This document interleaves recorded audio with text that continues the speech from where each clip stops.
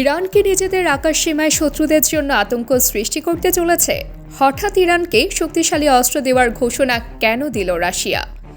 এটা কি মধ্যপ্রাচ্যের নতুন যুদ্ধের পূর্ব সতর্কতা? সম্প্রতি জানা গেছে ইরানের সামরিক বাহিনীতে যোগ দিতে চলেছে রাশিয়ার তৈরি ৪৮টি অত্যাধুনিক যুদ্ধ বিমান। এই ঘটনার পরেই রাশিয়ার পররাষ্ট্রমন্ত্রী সের্গেই ল্যাভরভ জানালেন, তেহরানের সাথে সামরিক ও প্রযুক্তিগত সম্পর্ক জোরদার করছে মস্কো। তবে কি ইসরায়েলকে ধ্বংস করতেই জোটবদ্ধ হচ্ছে রাশিয়া ইরান? ফ্রান্স, জার্মানি ও যুক্তরাজ্যের উস্কানিতে বাণিজ্যিক নিষেধাজ্ঞা জারি করেছে জাতিসংঘ। যদিও জাতিসংঘের নিরাপত্তা পরিষদে ইউরোপের ত্রয়ীদের সেই সিদ্ধান্তের বিরুদ্ধে ভ্যাটও প্রদান করে চীন ও রাশিয়া। কিন্তু তাতেও পশ্চিমাদের নিষেধাজ্ঞা থেকে মুক্তি পায়নি তেহরান।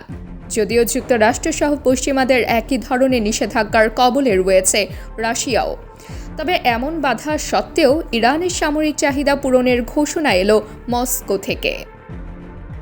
পশ্চিমাদের নিষেধাজ্ঞার মধ্যেও রাশিয়া S-400 বিমান প্রতিরক্ষা ব্যবস্থা সহ উন্নত সমরাস্ত্র ইরানকে দেবে কিনা সে প্রশ্নের জবাবে ল্যাভরভ বলেছেন, আমরা ইরানের সাথে সামরিক ও প্রযুক্তিগত সহযোগিতা গড়ে তুলছি। আন্তর্জাতিক আইন মেনেই ইরানকে প্রয়োজনীয় সমরাস্ত্র প্রদান করবে মস্কো। 14 অক্টোবর এক প্রতিবেদনে বিষয়টি নিশ্চিত করেছে যুক্তরাজ্য ভিত্তিক সংবাদ মাধ্যম ইরান ইন্টারন্যাশনাল। রাশিয়া ইরান সামরিক চুক্তি কি ইসরায়েলের জন্য নতুন চ্যালেঞ্জ?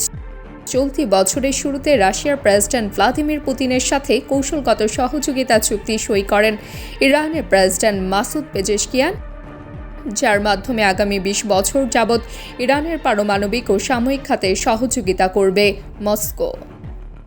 আর এই চুক্তিকে ঘিরেই ইসরায়েলের প্রধানমন্ত্রী বেনিয়ামিন নেতানিয়াহুর কপালে চিন্তার ভাঁজ পড়ে। যুক্তরাষ্ট্র ইসরায়েলের সংখ্যাকে আরও বাড়িয়ে তুলেছে নতুন এক তথ্য। সম্প্রতি ইরান ও রাশিয়ার মধ্যকার প্রতিরক্ষা বিষয়টিকে নিয়ে একটি নথি ফাঁস হয়েছে, যাতে দেখা যায় 2026 থেকে 2028 সালের মাঝে রাশিয়ার তৈরি Su-35 মডেলের মাল্টি-রোল যুদ্ধ বিমানের 48টি ইউনিট পেতে চলেছে ইরান।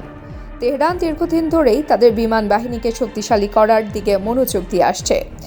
সমরবিদরা বলছেন, রাশিয়ার তৈরি এ যুদ্ধ বিমান ও আকাশ প্রতিরক্ষা ব্যবস্থাগুলো ইরানের সামরিক বহরে যোগ হলে মধ্যপ্রাচ্যে শক্তির ভারসাম্যে পরিবর্তন আসবে, যার কারণে অঞ্চল জুড়ে ইসরায়েলের আগ্রাসন কিছুটা হলেও কমে আসবে।